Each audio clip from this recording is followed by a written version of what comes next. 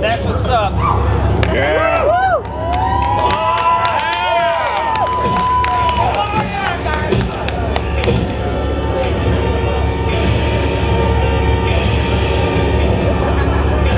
What's that about clown business? Stutter, bitch. Lock the door. Where the hell are you going? Don't you never turn your back on a fucking clown when he's talking to you. Hands off of me.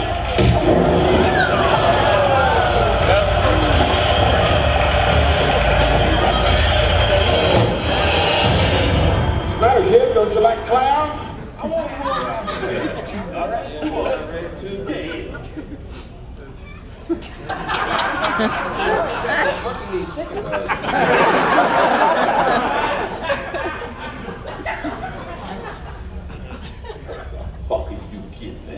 Thank you all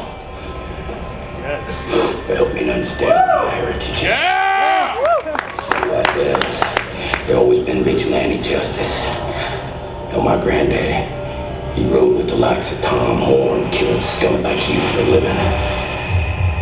We've always been devil slayers. See, I tried to walk the line. Now I realize there is no line. But we here, we are playing on a level that most will never see.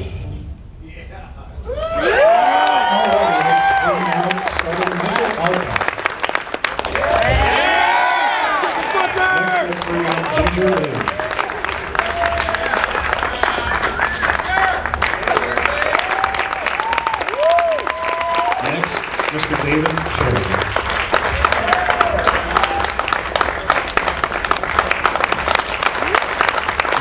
Leslie Dustudio. Yeah!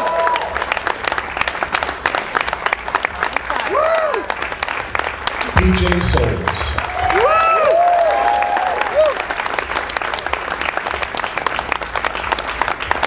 William Forsyth.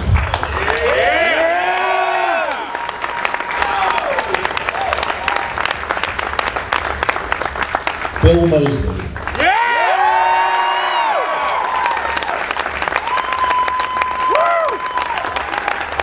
And Sid Haig.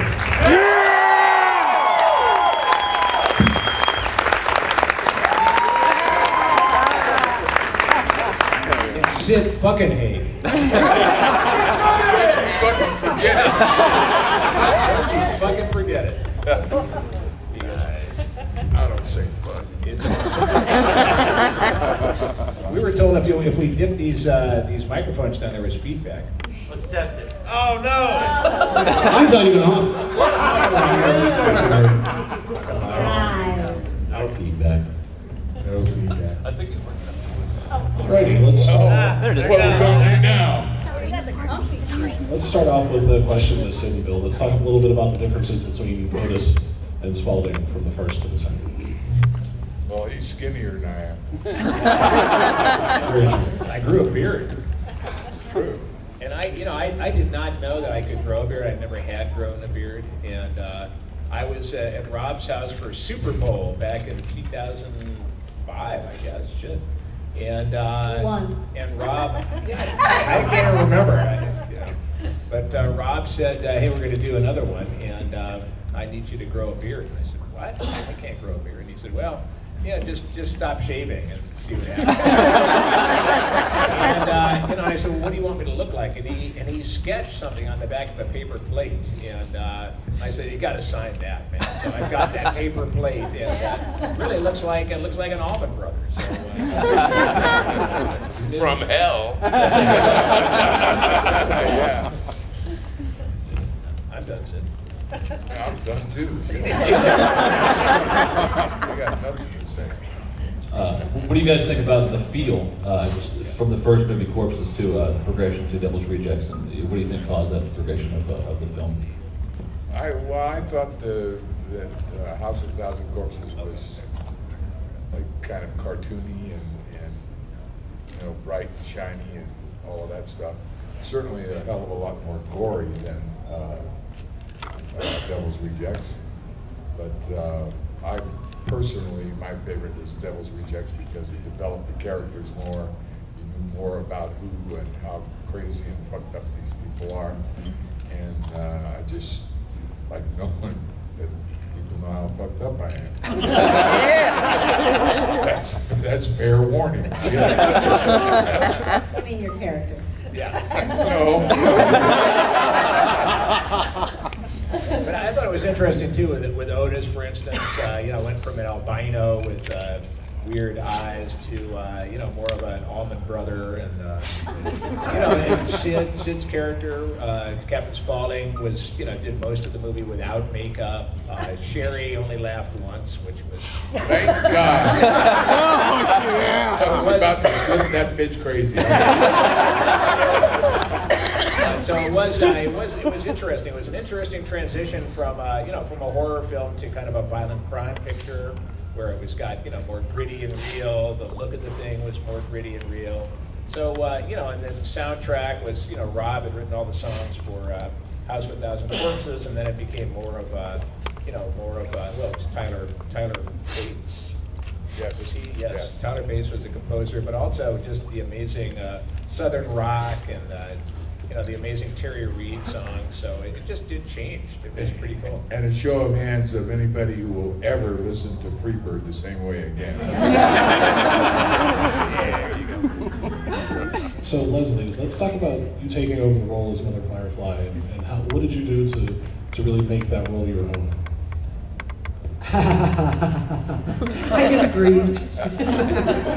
I think that the character is extremely different. So it was written very differently in Devil's Rejects. And I had no idea when I was cast in it that Karen Black had done House of a Thousand Corpses because I hadn't seen it. So I think that if I had known that up front, I just would have turned it down instantly and said, I'm not going. So I was a huge fan, I still am, of her work. And I think that the character was just, they were both crazy, but I think one was a little more, I'd say, nuanced and sexy, and the other one was just simply fucking desperate. Which one was sexy and which one was good? I'm not telling you. That's my secret. I just know that I'm thrilled because Rob wrote a great character with some great work to do and some great scenes, and I got to work with all of these wonderful people. And being killed by William Forsythe is definitely, I'm in a rare group there. So I love the work, I love the character as she was written for The Devil's Rejects, and I wouldn't trade it for anything, and one of the great perks is being able to be here and meet all of you.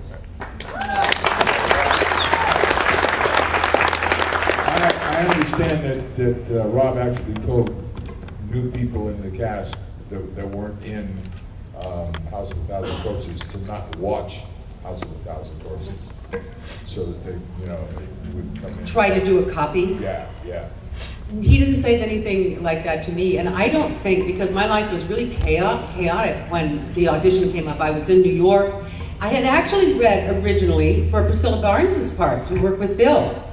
And I loved the material. All I got was one scene. I didn't get a script, and I said, this is a really intense scene.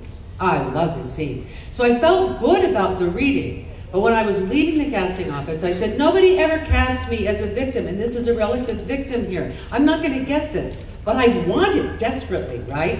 Then I flew off to New York, and the sides arrived by fax for Mother Firefly. I didn't know anything about House of a Thousand Corpses. I knew that Rob Zombie was a big musical star. I actually like his music. I love his lyrics. And I just read through this scene in the jail with you. And I said, this doesn't come across a woman's desk very often, like in terms of getting to work on material like that. So I went in and read for it. I flew back to Los Angeles, got off the plane, drove directly to the casting office, and then my audition scene ends up on 30 Days from Hell. I was so jazzed. I practiced in New York. I got on the subway because you can scream on the subway. You're no different than anybody else. And I'm going, "What the hell?" And I'm reading this thing. Just the minute that I read it, I felt that this was an opportunity for a female actor to be able to go into a place that most of us don't normally get to go in our work. And it's something that I love. So he didn't say anything to me. I had no communication with him after the audition, other than you got the part, which was the happiest day of my life, and it was great. I might actually, get to do this on camera and with you. So he didn't say don't watch House of a Thousand Corpses. In my weird, limited existence, I don't think I even would have thought to do that. This just seemed so original and so interesting. So I don't know if the others got that message. Ken did. Ken Forey did. Yeah? Yeah. Okay. I don't know why. Well, he gets a lot of messages. He gets a lot of especially when he wears his tinfoil hat. Yeah. You know exactly how they're going to be I translated. did not get the message, and I did watch House of a Thousand Corpses, and I wasn't sure I wanted to do the part, except I wasn't going to get killed. So I figured, all knocked on your right, I live, so it's okay. I'll do Well, it. I didn't get none of that. I didn't get no information. I was out the day I was going to tape, and Mr. Sid come around the corner in his clown makeup. Now, I have never seen him in my life with any makeup on, okay? He come around the corner and said, "What the fuck is going on?" And I was like, what in the fuck is this shit? I didn't get the memo about none of this shit. So I was a little shocked right there, so, you know.